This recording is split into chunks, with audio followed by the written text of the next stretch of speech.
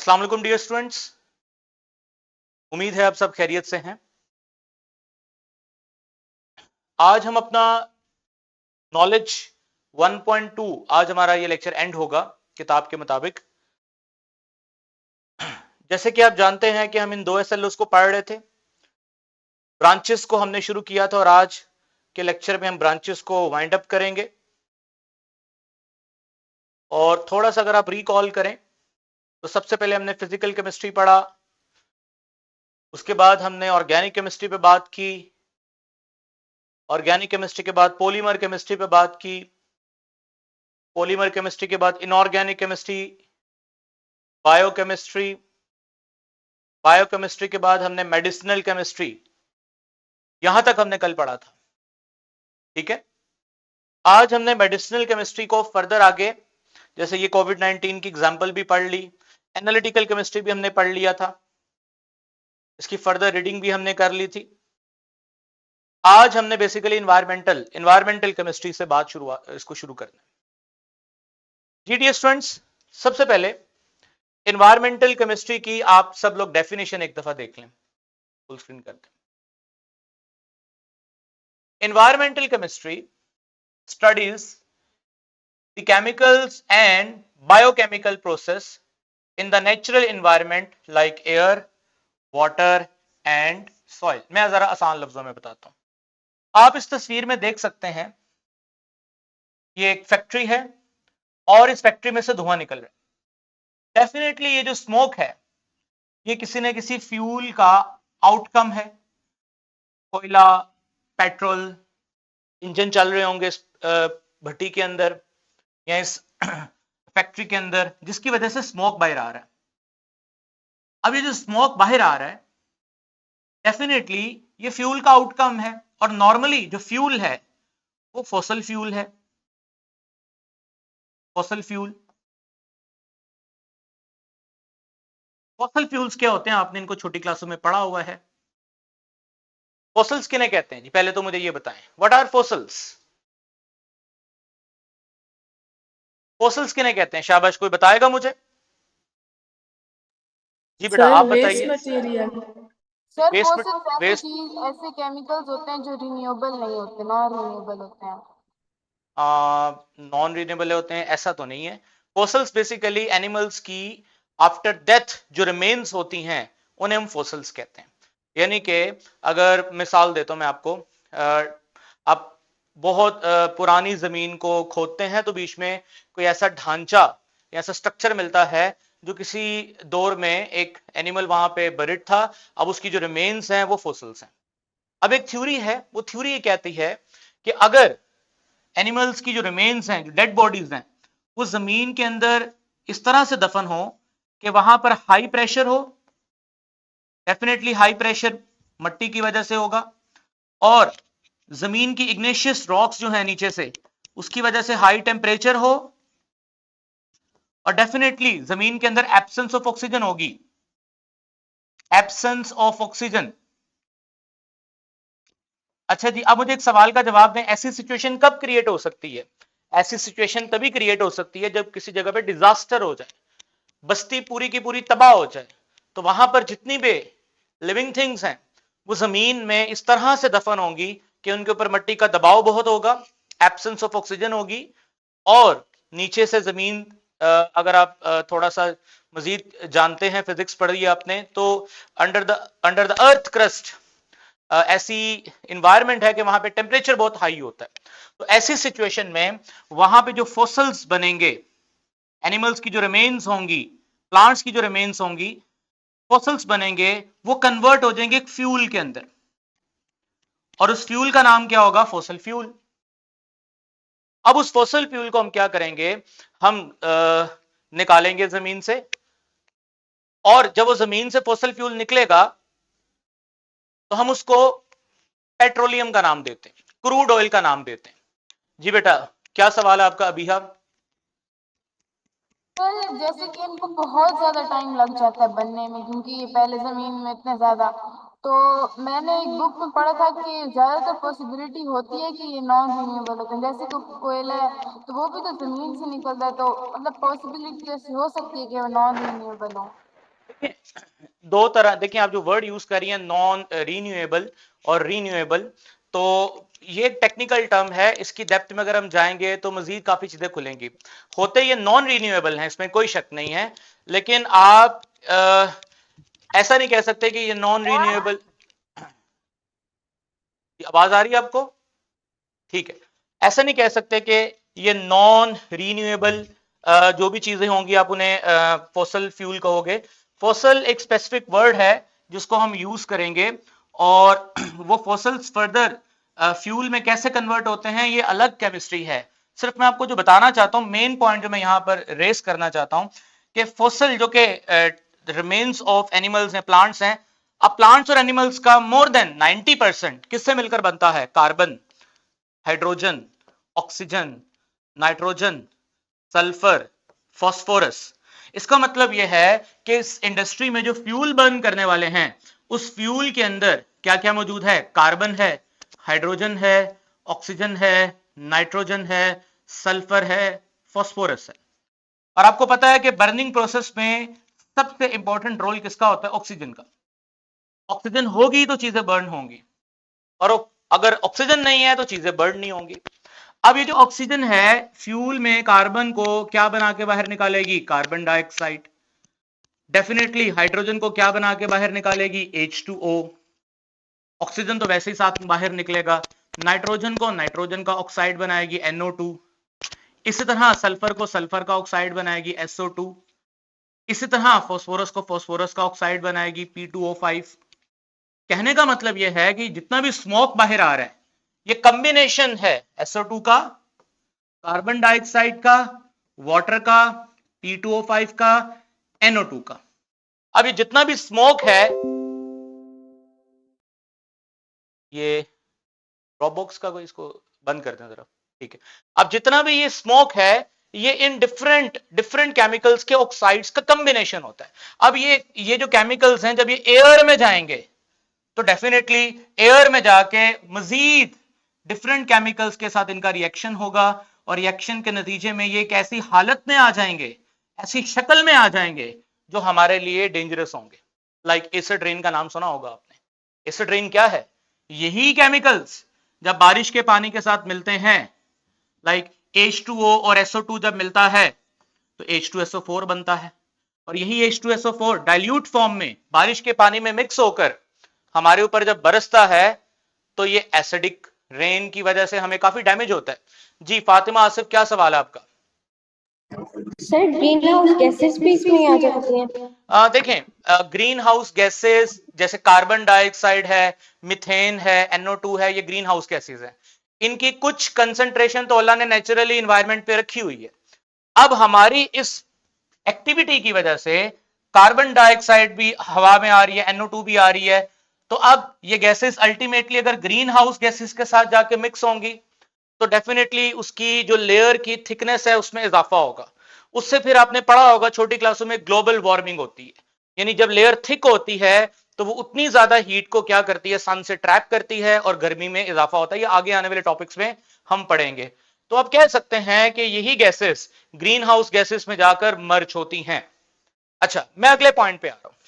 अब ये गैसेस का बाहर निकलना, निकल के हवा में शामिल होना, हवा में फिर डिफरेंट केमिकल्स के साथ रिएक्शन करना, रिएक्शन के बाद इन केमिकल्स का हमारे ऊपर क्या असर होगा, हमारी जिंदगी पे क्या फर्क पड़ेगा? जमीन जिसपे पौधे उगते हैं, जब ये बारिश, तेजाबी बारिश, एसिडिक रेन इस जमीन पे पड़ेगी, इस जमीन की pH यानी कि इस जमीन की एसिडिटी बढ़ेगी, इस जमीन के अंदर मसाइल पैदा होंगे। इन तमाम चीजों को पढ़ना ये क्या कहलाता है? Environmental chemistry. जी, कोई सवाल है अभी तक यहां पर किसी का?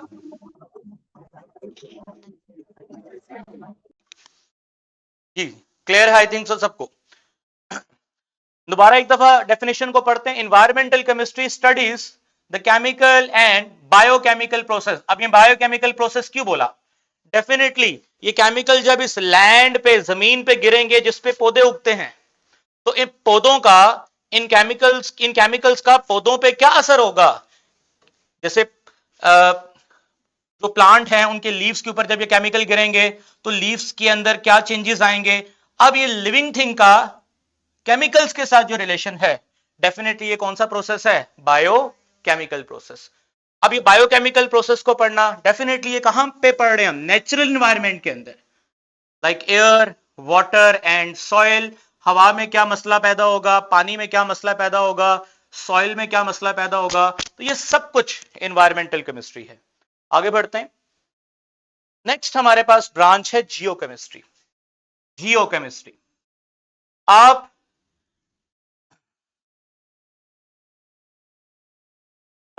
पिक्चर पे मैं ये एक क्वेश्चन लिखा है, अगर आप इसको पढ़ें, कैन यू गेस विच सब फील्ड ऑफ केमिस्ट्री? डेफिनेटली अब आपको पता चल गया है। इस पिक्चर में बेसिकली क्या दिखाया गया है? एक फैक्ट्री है, उसमें धुआं निकल रहा है और इस धुएं की वजह से हवा गंदी हो रही है, पोल्यूट हो रही है। तो डेफिनेटली हम एनवायरमेंटल केमिस्ट्री में पढ़ेंगे। आगे चलते हैं, जियोकेमिस्ट्री। जी स्टूडेंट्स, इस तस्वीर को देख के जरा फैसला करें कि यहां पर ये खड़ा साइंटिस्ट क्या कर रहा है। जी, आप अगर ये स्लाइड पे टेक्स्ट भी पढ़ें, geochemistry is a scientific discipline, discipline यहां भी ब्रांच को कहा जा सकता है, that focus on the chemical composition of the earth.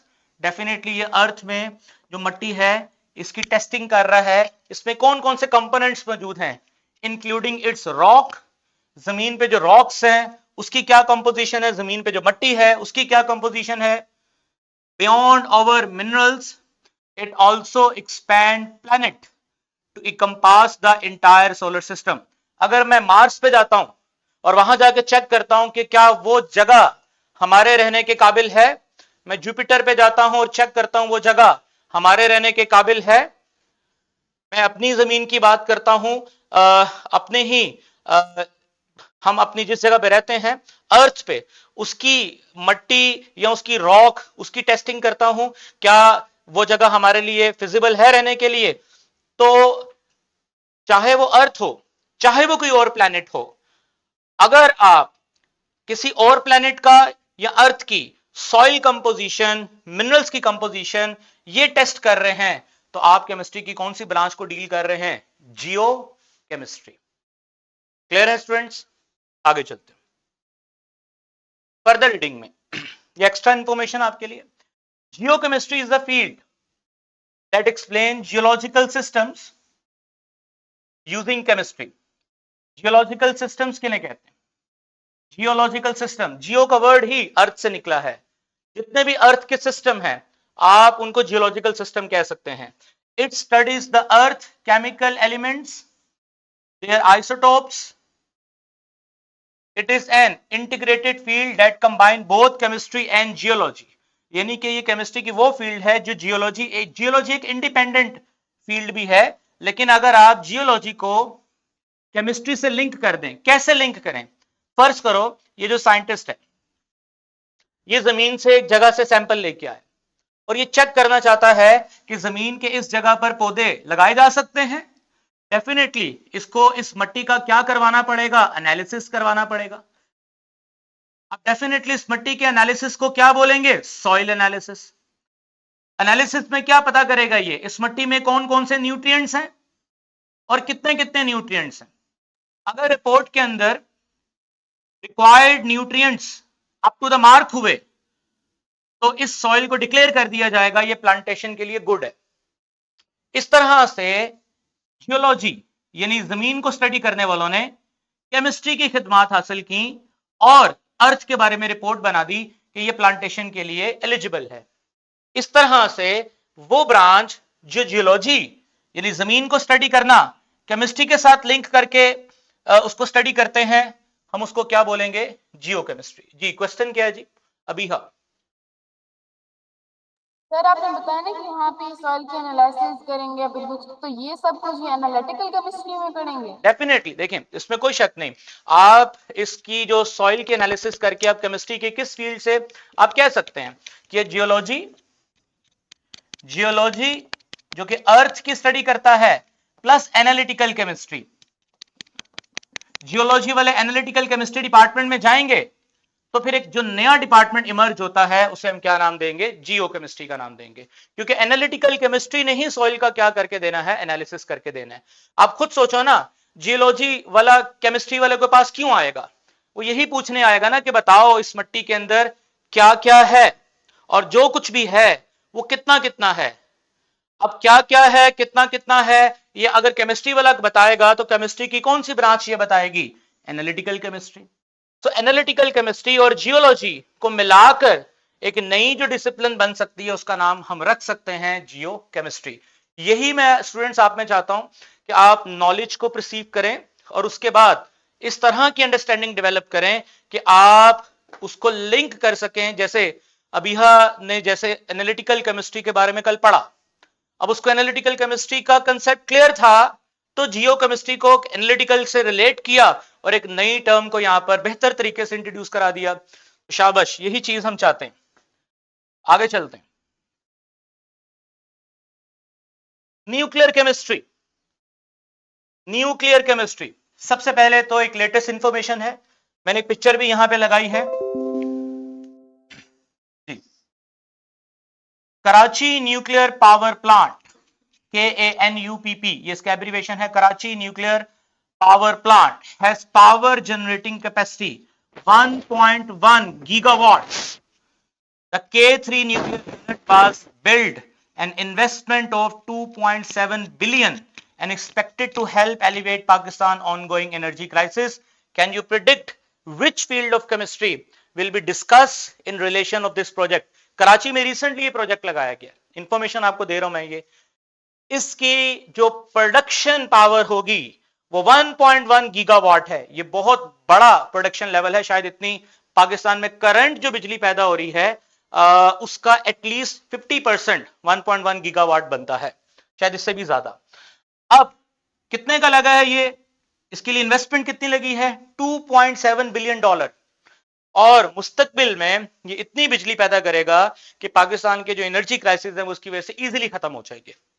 तो ये एक अच्छी बात है। अब मुझे बताओ ये कौन सा प्लांट है? Nuclear power plant. अब पढ़ो definition. Nuclear chemistry is the branch of chemistry that deal with radio activity. Radio activity क्या है? कुछ खास तरह के एलिमेंट्स हैं, अब आप उसको आगे थर्ड चैप्टर में पढ़ोगे, वो रेडिएशंस को रिलीज करते हैं, अल्फा, बीटा, गैमा। अब ये रेडिएशंस जो कि एनर्जी का सोर्स है, हम इस रेडियो एक्टिव एनर्जी को यूजफुल पर्पस के लिए मतलब इसको इस रेडियो एक्टिव एनर्जी को कन्वर्ट करते हैं यूजफुल एनर्जी रिसोर्सेस के लिए, जैसे इलेक्ट्रिसिटी बनाने के लिए इस्तेमाल कर सकते हैं, यानी पावर जनरेट करने के लिए इस्तेमाल कर सकते हैं। अब केमिकल्स में से निकलने वाली रेडिएशंस को इलेक्ट्रिसिटी में कैसे कन्वर्ट करना है, केमिस्ट्री की वो ब्रांच जो हमें ये सिखाएगी, उसका नाम क्या होगा? Nuclear chemistry. तो that deal with the radioactivity, nuclear processes and properties. Specifically chemistry वालों का तो काम इतना है कि केमिकल से निकलने वाली रेडिएशंस को कैसे कंट्रोल किया जाए। अगर केमिकल से निकलने वाली रेडिएशंस को कंट्रोल ना किया गया तो डेफिनेटली हम इसको आगे फर्दर कंट्रोल नहीं कर पाएंगे। तो केमिस्ट्री का काम यहां तक है कि केमिकल्स में से जो रेडिएशंस निकल रही हैं उनको कंट्रोल्ड वे में कैसे हासिल किया जाए।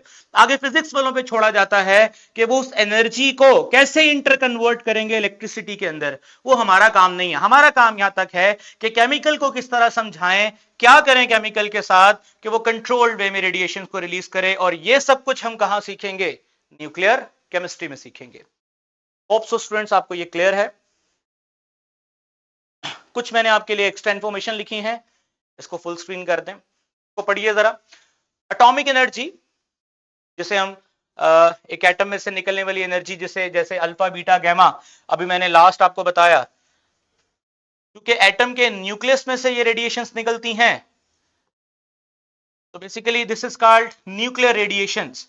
लेकिन निकलती तो एटम में से है, तो एटॉमिक एनर्जी भी हम इसको कह सकते हैं।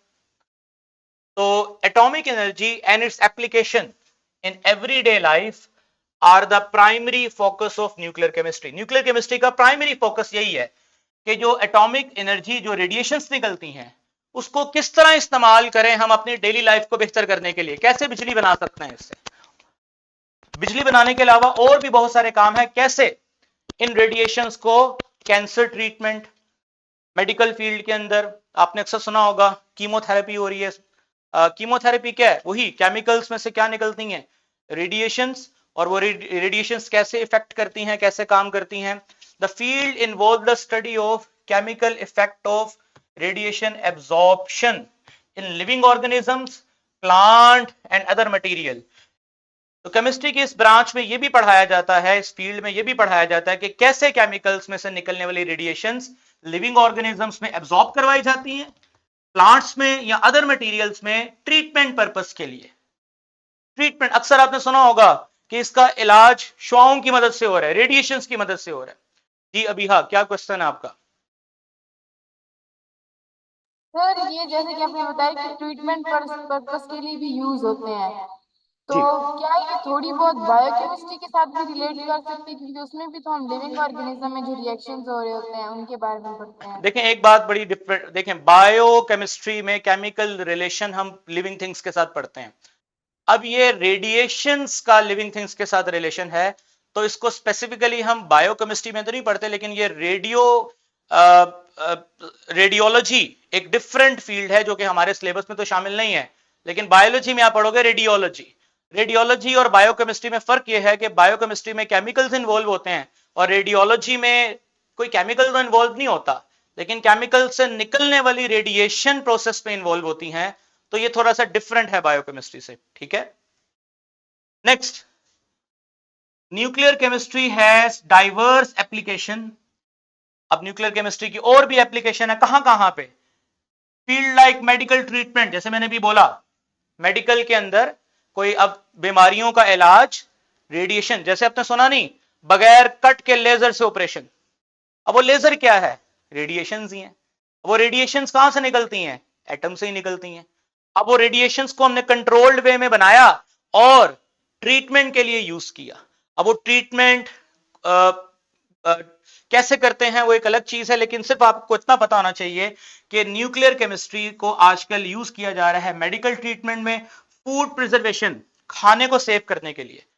खाने को सेव कैसे किया जाता है? खाने में मौजूद डिफरेंट तरह के बैक्टीरिया जो खाने को खराब कर सकते हैं, हम रेडिएशन की वजह से वो किल कर देते हैं, उससे फूड सेव हो जाता है।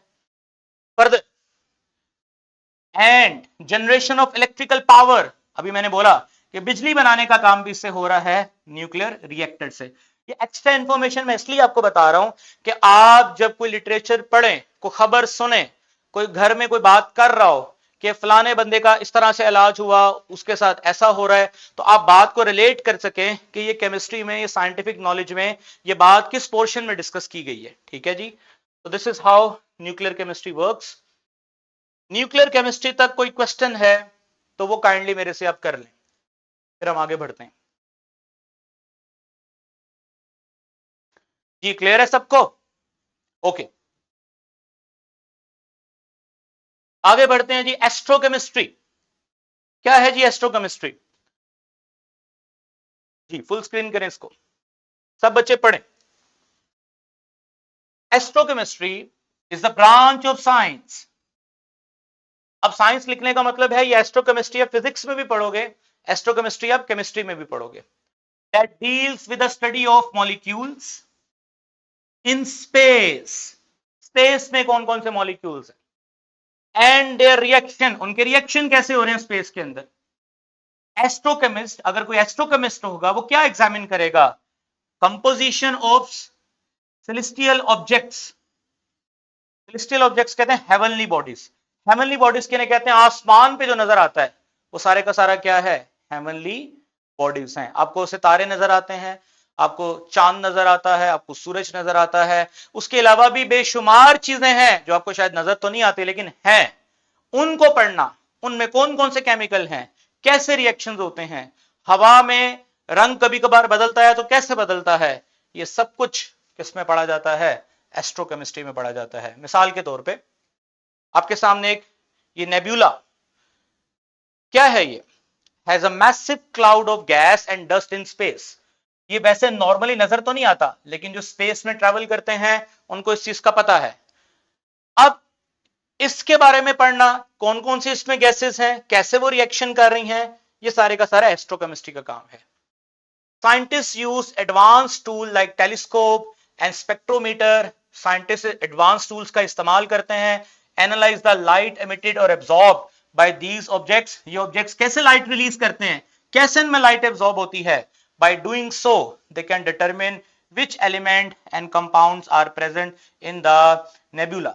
इस नेबुला के अंदर क्या क्या मौजूद है, कैसे लाइट एब्जॉर्ब करता है, कैसे इसका ये खूबसूरत सा टेक्सचर है, इस सब की स्टडी करना वो सारे का सारा एस्ट्रोकेमिस्ट्री का काम है।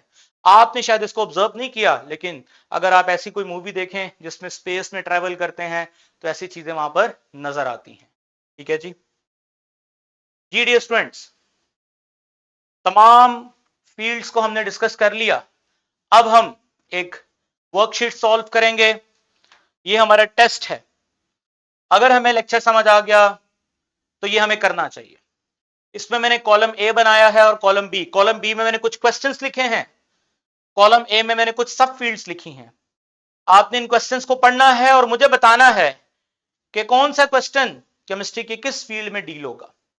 उसको फुल स्क्रीन कर दें जी। ठीक है जी। पहला सवाल, how do biological process at the molecular level facilitates life?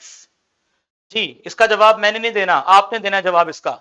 देखें जी, हाउ डू, किस तरह बायोलॉजिकल प्रोसेस मॉलिक्यूलर लेवल पे लाइफ को फैसिलिटेट करते हैं। अगर मुझे सवाल का जवाब चाहिए तो मुझे किस सब फील्ड के अंदर जाना पड़ेगा? जी शाबाश। बायोकेमिस्ट्री। Definitely biochemistry. तो राइट आंसर इज बायोकेमिस्ट्री। इसके आगे मैं लिख देता हूं बायोकेमिस्ट्री। बाकी बच्चे कमेंट में आंसर करें। How can chemical be designed and synthesised to treat specific medical condition? एक बीमारी है, उस बीमारी को ट्रीट करने के लिए हमें दवाई तैयार करनी है। तो दवाई तैयार करने के लिए हमें केमिस्ट्री की किस ब्रांच को देखना होगा? Medicinal chemistry. Definitely medicinal chemistry. तो इसका राइट आंसर है मेडिसिनल केमिस्ट्री। गुड। अब आगे बढ़ते हैं। How can we accurately determine the chemical composition of sample? हमारे पास कोई सैंपल आया, हम उसमें पता करना चाहते हैं कंपोजिशन, मतलब क्या क्या है, कितना कितना है, तो बताओ। जी जी सर जियो केमिस्ट्री। नहीं, जियो केमिस्ट्री तो नहीं सर होगा। Analytical chemistry. Definitely analytical chemistry. Analytical chemistry तो हमें बताती है ये सैंपल है, इसमें ये जैसे मेरे पास ये ग्लास है, अगर ये फुल स्क्रीन करें जरा, अब ये ग्लास के अंदर क्या क्या मौजूद है। डेफिनेटली ये सैंपल है मेरे पास, कोई लेके आया। अब ये सैंपल, मेरा काम है बताना इसमें क्या क्या और कितना कितना है। वो मैं कैसे करता हूं वो तो डेफिनेटली फिर हायर लेवल पे पढ़ेंगे। तो आगे चलते हैं। नेक्स्ट, अगली statement, how do chemical reaction in earth surface and crust?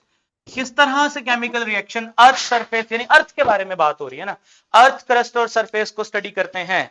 शाबाश। ये केमिस्ट्री की कौन सी सर ब्रांच? Geochemistry. बिल्कुल शाबाश शाबाश, geochemistry. Geochemistry, right answer is geochemistry. इसका मतलब हमने जो पढ़ा वो इस तरह समझ लिया है कि अब हम क्वेश्चंस के आंसर कर पा रहे हैं। ठीक है, इस तरह के मैं मजीद क्वेश्चंस बना के आपको दूंगा, आपने घर बैठ के उसको टेस्ट करना है। फर्दर क्वेश्चंस क्या हैं? What are the structures, properties and reaction of carbon containing compound? यानी कि कार्बन कंटेनिंग कंपाउंड्स को पढ़ना, उनके रिएक्शंस को पढ़ना, उनकी प्रॉपर्टीज को पढ़ना, उनके स्ट्रक्चर्स को पढ़ना। Sir organic chemistry. डेफिनेटली ज्यादा बेटर है, स्टेटमेंट को थोड़ा मॉडिफाई कर लें, कार्बन हाइड्रोजन, क्योंकि कार्बन ने खाली कार्बन हाइड्रोजन वाले। जवाब है इसका ऑर्गेनिक केमिस्ट्री। बिल्कुल ठीक है जिसका जवाब है organic chemistry. Next, how do different chemical environment in space influence the formation of complex organic molecule? अब ये स्पेस की बात हो रही है, यहां पर आपने ध्यान देना है। सर एस्ट्रोकेमिस्ट्री। डेफिनेटली ये किसमें पढ़ेंगे हम? एस्ट्रोकेमिस्ट्री में पढ़ेंगे। Very good. Next, how do chemical substance interact with environment and effect our ecosystem? Ecosystem जहां हम रहते हैं सारे का सारा, तो sir environmental chemistry. Environmental chemistry में हम डिस्कस करेंगे, इन्वायरमेंटल केमिस्ट्री में हम डिस्कस करेंगे इसको। गुड। आगे चलते हैं। See, how do the physical properties, नाम से पता चल गया, of molecule effect the behaviour of different states of matter? कोई सॉलिड है, लिक्विड है, गैस में? Physical chemistry. Good, very good. Physical chemistry is the right answer. Physical chemistry is the right answer. शाबाश। आगे चलते हैं। How can we develop an improved material with specific desired property. How can we develop? इसको पहले पढ़. Chemistry. Polymer chemistry. Very good. How can we develop an improve material? Material क्या है? मेरे हाथ में मटीरियल ही है ना. मैं इसको चाहता हूं ये सख्त हो जाए, नरम हो जाए, बेहतर हो जाए, मजबूत हो जाए. ये सब कुछ मैं कहां पढ़ूंगा? शाबाश. ये सब कुछ मैं पॉलीमर केमिस्ट्री में पढ़ूंगा. Good. What are the characteristics and behavior of compound that do not contain carbon hydrogen bonds? ये तो बहुत आसान है. Inorganic chemistry. Good. Inorganic chemistry. तो यही हमारा SLO था कि हम डिफरेंट क्वेश्चंस पढ़ें और उसके बाद हमें फौरन पता चल जाए कि ये किस ब्रांच से ताल्लुक रखता है. वो हम कर चुके हैं. हमारा टारगेट अचीव हो चुका है. अब हम चलते हैं अपने गोल की तरफ, जो हमारा गोल था. और वो क्या था? बिल्कुल वेरी फर्स्ट स्लाइड पे जाते हैं और जज करते हैं क्या वो हमने अचीव कर लिया. इधर कुछ स्टार्ट में ले ली.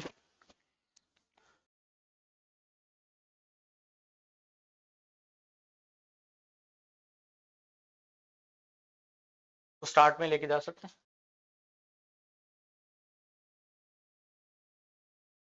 यहां से ऑप्शन आएगा कोई. मैं असल में अपने SLO की तरफ दोबारा जाना चाहता हूं.